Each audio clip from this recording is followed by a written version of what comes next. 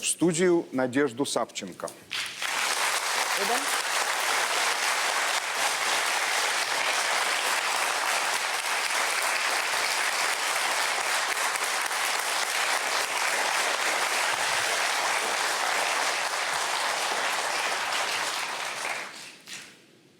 Надежда, эта аудитория, это вся Украина. Наши социологи работают каждую неделю. И по всем критериям социологии они представляют реально это портрет украинского народа сегодня. Ну, конечно, то, что вы пережили, нам даже трудно это представить. У вас все произошло так быстро. Армия, Майдан, война, русская тюрьма, российская тюрьма. И вот вы в парламенте в такой важный день, когда принимаются поправки Конституции. Да, справді быстро. Быстро. Ну, Як на істребітелі пролетіло, на винищувач. скажите, а вот внутри эти 2 года тюрьмы, неизвестности, это все еще осталось? Приходжу в чувство. Сегодня президент на большой пресс-конференции говорил о вашем освобождении. 5 разів переносилася дата повернення Надії, коли все вже було узгоджено. Першу дату ми зафіксували, коли я в Туреччині наголосив про те, що я готовий взяти на себе політичну відповідальність, скориставшись своїм конституційним правом щодо помилування 2 російських спецназівців. Це дуже непросте рішення. Особливо я хотів би, щоб це зрозуміли наші іноземні журналісти. Бо ці спецназівці вбивали українських воїнів. На відміну від Надії, яка була абсолютно невинна. Далі нам пропонували, щоб нам передали Надію для виконання покарання. Я сказав, що цей спосіб є неприйнятний. Мені здається, 3 рази з цього приводу говорили з президентом Росії Путіним по телефону. Марина списувалася, моя дружина, з першої леді Сполучених Штатів Америки.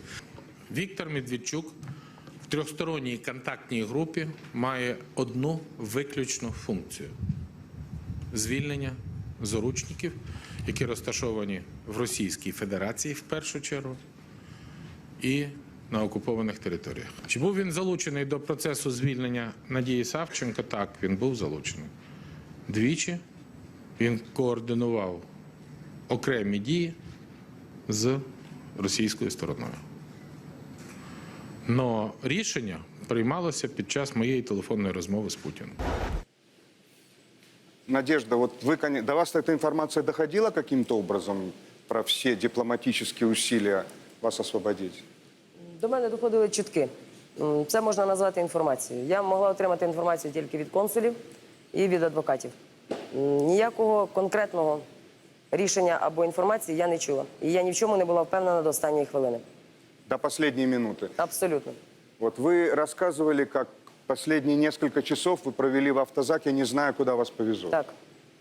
И никто ни словом не обмолвился? Ні, вони мені говорили, що в Україну все добре, додому їдеш. Ну хто ж повірить після того, як мене вивезли в Росію? А скажите, а вот те люди, которые находились вокруг вас в тюрьме, вы чувствовали от них что-то более теплое? Так, по-різному. І від ув'язнених, і від конвоїрів, і від охоронців в'язниці. Скільки людей, скільки думок, ставлення різні.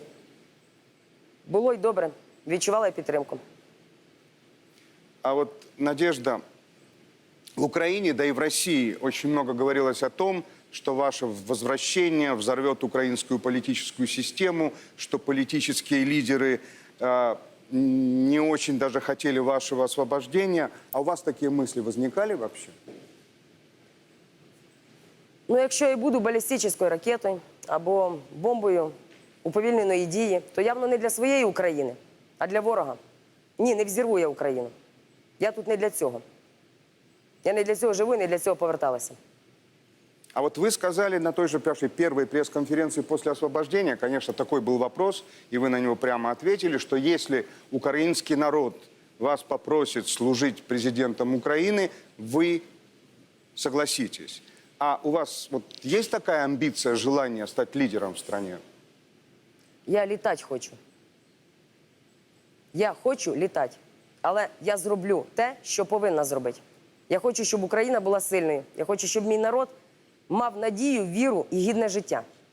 Де б мені не довелося для цього опинитися, я опинюсь. Мені дуже не подобається, коли політичні оці інтриги приміряють мені різні крісла. Я не панацея від цих хвороб. Я не маю амбіцій бути царем. Я не хочу бути святою. Я не свята. Я проста людина. Я зроблю все, що зробить кожна людина. І разом в нас вийде.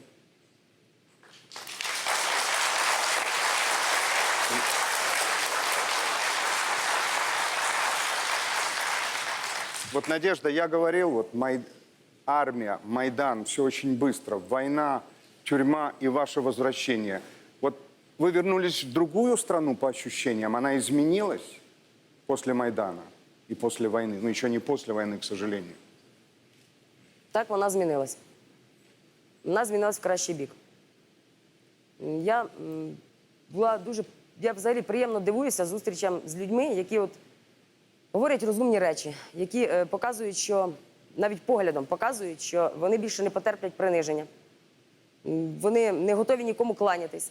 Вони несуть себе гідно. Вони не дивляться на мене як на героя або ще, вони дивляться на мене як на рівну, як на ту, яка стане з ними поруч. І мені це дуже приємно. І я бачу, що люди навчилися робити щось самі.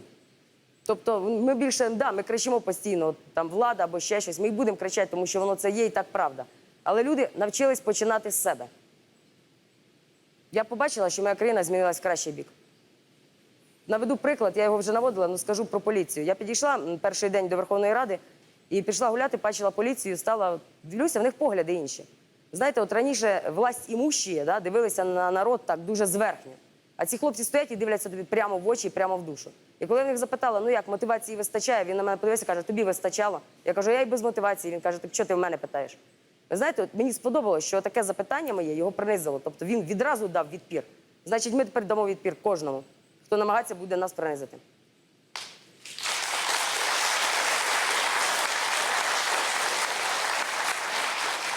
Вот после вашего возвращения на родину вы сказали, я еще не совсем поняла, куда я вернулась. Куда я попала, вы сказали, да, даже не вернулась, а попала. А попали вы сразу на голосование практически по важнейшему вопросу изменения Конституции в области судебной власти. Вот вчера в парламенте вы так объяснили свою позицию. Сьогодні ми повинні прийняти важливе рішення. Так, однозначно, зміни судові потрібні. І всі прекрасно розуміють, що закон сирий. Ну, ми його взяли до першого читання. Якби в нас була можливість з ним попрацювати, внести туди толкові потрібні доповнення. Що зараз виходить? Зараз йдуть зміни в Конституцію. Я зараз поясню. Хто знає, що таке граната, собі уявить. Решта показує, що таке еспандер. У нас Україна – це зараз граната. У неї є ЧК – це Конституція. Точніше, кольцо – Конституція. Є ЧК – це наша Донбас. І основне тіло гранати – це наша Україна. Якщо влада зможе після змін Конституції утримати Україну в цілісності, то тоді ми можемо зробити зараз зміни. Якщо ми не готові, то буде так. Прийде наша ЧК, Донбас, ЛНР, там ДЛНР, принесе, скаже, ви зміни в Конституції зробили, а тепер от наша Конституція, написана Російською Федерацією, приймайте її. Тут вийде тіло України, це основне тіло гранати, вийде Майдан. І нас розірве, розумієте? Я буду голосувати проти змін Конституції. Коли війна, Конституцію не чіпать, Конституція сама себе захищає. А сегодня вы произнесли такие слова. Мені трохи дивно дивитися, я не бачила себе збоку, немає часу переглядати там інтернет або телевізор, тому подивлюсь зараз. Добре. Слова сегодняшние. Бере, наприклад, одна депутат поправки до пенсійної реформи чи до якогось пенсійного закону. Вона говорить красиві слова. Я слухаю і розумію, так, правильно, я натискаю кнопку «За». Потім я розумію щось, я просто висмикую карточку, кажу, покажіть мені цю поправку. Мені відкривають поправку. Я не можу зрозуміти, як можуть так робити депутати. Вона говорила про одне, поправка про інше. Поправка на зло, вона говорила про такі благі речі. І якби я не вичитала це, якби я не побачила, я натиснула кнопку «За», я інтуїтивно висмикнула карточку, тому що я цього депутата, на жаль, знаю. коли була народом, да? І я і зараз народом залишаюся. І я просто висмикла, я прочитала, я от підійду до неї і скажу, якщо ще раз почую таку єрунду в Верховній Раді, якщо отак працює Рада, то ми, вибачте мені, людей кожен день. От я так працювати не хочу.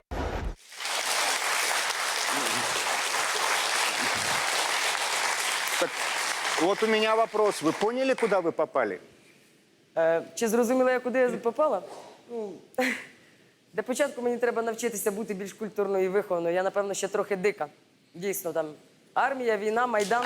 Мене сестра постійно солдафоном називає. А так як мені бути політиком і їхати представляти Україну в Європу, на Захід, по всьому світу, то все-таки я навчуся говорити принаймні більш стримано. Над цим буду працювати. Так, я як сказала про карточку інтуїтивно, це правда. Ви кажете, чи зрозуміла я, куди я потрапила? Я відчуваю, куди я потрапила. Я не хочу в це вірити. Я пообіцяла собі і говорила про це не раз, що я не буду критикувати політиків, коли стану сама політиком, поки я не зроблю щось сама. Людина повинна навчитися робити і помилятися. Виправляти свої помилки, вчитися на своїх помилках. 1 тиждень – це дуже мало часу. В наших депутатів цього скликання вже було на це 2 роки, які я, на жаль, просиділа заочно, мені ставили енки. В мене мало часу, я буду дуже активно вчитися. Щоб почати говорити на когось погано, треба спочатку зробити щось добре самій. Тому я промовчу, я відчуваю, я не сліпа і не дурна. І поки що я працюю справді інтуїтивно. Але я й жила інтуїтивно до того. Я й в бій ходила інтуїтивно, я й в армії служила і боролася з усім інтуїтивно. Просто відчуваєш несправедливість і не можеш інакше. Якщо народ мене таку побачив, Україна мене таку побачила, українці мені такі повірили, от я отакою й залишуся. Інакше не буде. Інакше не хочу. Надежда, но вы назвали нынешнюю Верховную Раду «Титаником». Так. Она тонет? Що? Вона тоне? Після Майдану в нас був великий кредит довіри цій владі. Я була сама на Майдані, владою я стала заочно, ще раз говорю. Ну, я чула те, що відбувалося, мені там розповідали адвокати, консули. Дуже важко після Майдану 2004-го було, так? І після цього саме головне було знову не зневіритися. І от я дуже рада, що ми побороли на цей раз, ми взяли цю висоту, ми не зневірилися. Тепер нам головне не зірватися. Ми навчилися стояти на цій платформі, ми навчилися її розуміти, ми бачимо, де чорне, де біле. Головне не зірватися. Чи наша влада «Титаник»? Ну, взагалі, отакі от мені потім сказали депутати, що після таких висловлювань граната, там, «Титаник», кажуть, ну ти розумієш, що мало хто взагалі з депутатів гранату бачив, а «Титаник» вони бачили і знають, що це фільм з Леонардо Ді Капріо, мало хто знає, що він затонув. Тому якби мені потрібно буде підбирати якісь інші вислови для того, щоб доносити до депутатів те, що я їм хочу сказати. Але насправді я розумію, що відчуваю, що народ мене почув саме цими словами. І це, напевно, важливіше, ніж мене почують депутати. На жаль. Тому що депутати, якщо й почують, все одно зроблять це по-своєму. Чи ця влада «Титаник»? Так, вона «Титаник». Чи вона тоне? Так, вона тоне. Це от зараз мої інтуїтивні відчуття. І якщо раніше всі влади встигали крейсером куди-небудь піти, то за кордон в один бік, то за кордон в інший бік, то я думаю, що народ уже оцьому «Титанику», як я сказала, не дасть стекти жодній криси з корабля. І я вважаю, що це правильно. Уряд повинен розуміти, що він несе відповідальність за свої дії. Навіть після того, як він це накоїв і закінчилось його повноваження. Ну, значит, если это «Титаник» и он тонет, мы говорим о некой такой политической элите, политическом поколении, которое уходит. А кто придет? Есть эти авторитеты, есть эти новые лица, новые люди, которые могут взять Украину в руки и продолжить развитие? Ну, це дуже цікаве запитання. Ви знаєте, у нас політики, да, певно, якби виховується покоління людей, покоління політиків. У нас були покоління політиків, починаючи з дисидентського руху. Ну, я не буду брати глибоку історію. Політику можна розцінювати і в козацтві, це теж була політика. Вони всі різні, в них різні лозунги, різні ідеали. Зараз таке спаскужене покоління політиків було крайнім часом. Кров, їй треба перезапускати. В цю Верховну Раду пройшли люди з нестандартним мисленням. Але, на жаль, із дуже стандартним розумінням політики. До мене, коли підходять, наприклад, кажуть, я хочу бути вашим помічником депутата, Я трохи знаючи людей, і, наприклад, що підходять люди, яких я знаю, я кажу, да, ти людина, безперечно, в тебе є всі якості для того, щоб бути політиком. Ти розумний, активний, ти там все можеш. Ну тільки одне, у тебе вже немає того стержня, який потрібен зараз Україні. Ти прогнив із середини. Ти прийдеш туди і ти почнеш робити те, що робили до тебе, бо ти навчений тим поколінням. Я хочу, щоб прийшли люди, які будуть вчитися інтуїтивно, беручи з минулого і розуміючи, де треба відсікти, щоб не взяти зайвого гнилого, і дивлячись вперед і розуміючи, що потрібно знаходити такі креативні рішення, які до того ніде ніколи не були знайдені. Тому що нашу Україну спасе дійсно тільки щось, чого ще ніде не було.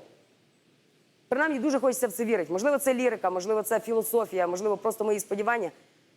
Я не знаю, як в нас вийде. Ну, знаєте, коли я виходила, і от Фейгін, мій адвокат, я кажу, що і сидіть страшно, точніше, і сидіть точно, і вийти страшно. Так? Я розуміла, що мене чекає. Мені люди в листах все чудово описували, я чудово розуміла. Він каже, Надя, ти вийди, і ти побачиш, як в тебе буде виходити все, ти сама не будеш знати і розуміти, як. Я дуже сподіваюся, що воно так буде. Але все ж таки розуміти треба, думати треба, діяти треба. Будемо вчитися разом.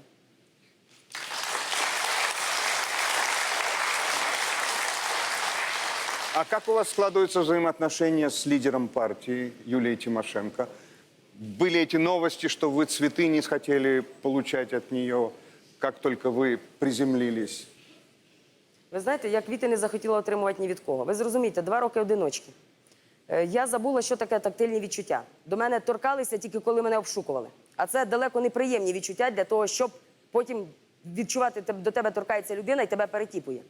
Зі мною практично якби мало хто розмовляв. Голосові зв'язки і язик – це два м'язи, які в мене відпочивали. Тому я не брала квіти ні від кого. Можливо, це ображало людей. Мені говорили, що ти повинна брати. Я вважаю, що це зайве. Не подобається мені от такий пафос. Просто, якщо ви мене бачите, люди бачать, вони мене пізнають, вони просто посміхнулись і все. Цього достатньо, щоб ми зрозуміли одне одного через погляд. Не потрібно витрачати часу на... Точно так же. Я не брала квіти. Я не пам'ятаю, що мені Юлія Володимирівна давала букет. Я тоді, по-перше, була дуже збентежена, так, спантеличена. Я вийшла, в мене, можливо, були там неадекватні, дуже прямі різкі реакції. Я пам'ятаю, що Юлія Володимирівна мені протягнула руку, я протягнула руку їй. Ми привіталися. Коли вона сказала обійнятися, я сказала, вибачте, Юлія Володимирівна, я не обіймаюся зараз. Вона мене зрозуміла, тому що вона так само сиділа у в'язниці. Вона мене чудово зрозуміла. І я так само не обіймалася ні з одною людиною, я не брала квіти ні від кого. Брали квіти там мої помічники, моя сестра, мама, хто йшли поруч зі мною. Чому звернули увагу тільки на Юлію Володимирівну? Ну, зрозуміло чому. Всім чомусь хочеться бачити саму брудну білизну. І не хочеться бачити, що може бути там чиста душа. Вчіться відсіювати оце от, не мисліть стандартно, вчіться відсіювати оцю от мішуру. Вона заважає. Ви не туди дивитесь, ви не там шукаєте. Надежда, а вот такой личный вопрос. Когда вы объявляли сухую голодовку, вы чувствовали, что что-то может произойти уже необратимое? Ну, чесно кажучи, мені було байдуже. Ну, дивіться, я дуже не хотіла вийти на волю дорогою ціною для України. І не обріжте оцю фразу, не хотіла вийти на волю, а то й те всяке може бути. Я не хотіла, щоб я дорого Україні коштувала. Тому що життя людини, як я вважаю, треба міняти тільки на життя людини. Ну, це якщо обмін всіх на всіх, так, або там одного на одного. Те, що за мене віддали двох, ну, думки в кожного різні. Хтось вважає, що це правильно, вважає, що я варта більшого, хтось вважає, що це неправильно, тому що вони вбили. І, на жаль, це ж, розумієте, не просто двох віддали. Коли брали в полон їх, цих ГРУшників російських, загинули хлопці. Тобто моє життя, моя воля обійшлася ціною іншого життя. Ну, це не тільки в бою мене хлопець прикрив, наприклад, так, і теж моє життя залишилося завдяки його життю. Я не хотіла, щоб це нашкодило всій Україні. Якби це було дуже дорого, наприклад, мінськими домовленостями, протисканням непотрібних і ганебних і просто крахових реформ для України. Я не хотіла, щоб це... Іноді були такі випадки, коли мені було краще померти заради України, ніж вижити. Потім прийшов цей якийсь переломний період, і я вже зрозуміла, що тепер вже краще вижити, ніж померти. Тобто вже просто не маю права померти. Сухе голодування, ну... Не питайте в мене, як це вийшло. От я просто робила, як робила. А воно, знаєте, легше робити іноді, ніж не робити. Тому що коли ти дивишся, що, да, голодаєш начебто ти, начебто погано фізично тобі. Але коли ти дивишся, що ці, які тебе оточують і дивляться такими здивованими очима, як вона може, і їх це просто злить, що от вона може, значить Україна може, то тобі від цього так добре робиться, що ти готовий от просто гробити себе і гробити не жаліючи. І це справді було класно, тому що їсти там було так противно, коли на тебе дивляться в камери, ти їси, ти відчуваєш, я не знаю, ну от справді, я не речечка, я ніколи не сиділа там, не булімічка, я не сиділа на цих дієтах, для мене це далеке поняття. Я дуже люблю їсти, я зараз їм і насолоджуюся. Але там це було просто отак, знаєте, як дихати. Просто для душі легко.